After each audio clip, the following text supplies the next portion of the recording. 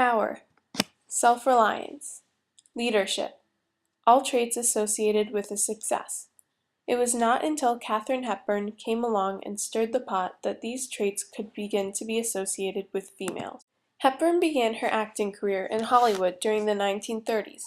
At that same time, much of the film support industries, which used to be based in Europe and Paris specifically, relocated to Hollywood due to heightened tensions between the two world wars. Hepburn was therefore able to design her look with costume designers located in the U.S.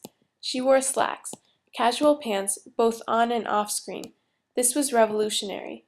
Pants for women had never before been a fashion trend. In fact, it is only in the past couple of decades that pants on women became accepted, sought after, and widely seen in fashion. Hepburn wore pants because she was her own woman. She broke out of the mold of Hollywood actresses, who were at the time typically small and blonde. Hepburn had chiseled features which set her apart from the rest. Along with her features, her attitude was different. She had no interest in conforming to the Hollywood mold. This mindset was born out of her upbringing and family life. Her mother was a suffragette and an advocate for birth control. Around the house, the young Katharine Hepburn dressed like her brother and played with him.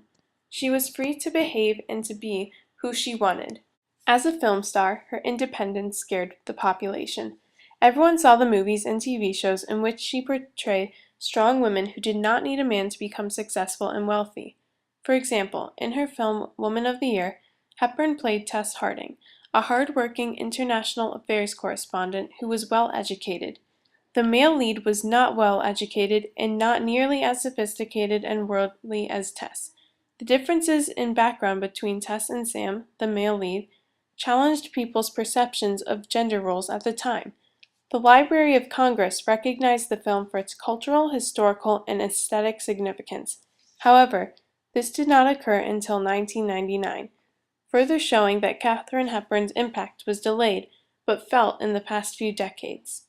The original ending of Woman of the Year did not test well, and was changed. The new ending featured Hepburn attempting to cook and failing.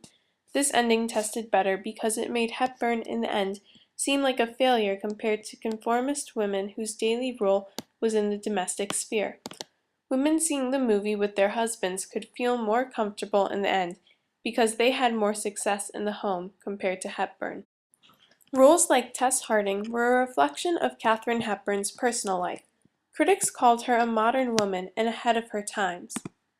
Because she was the first strong feminist on screen, and the conformist movements of the times did not parallel her beliefs, her impacts have only begun to become apparent in modern times.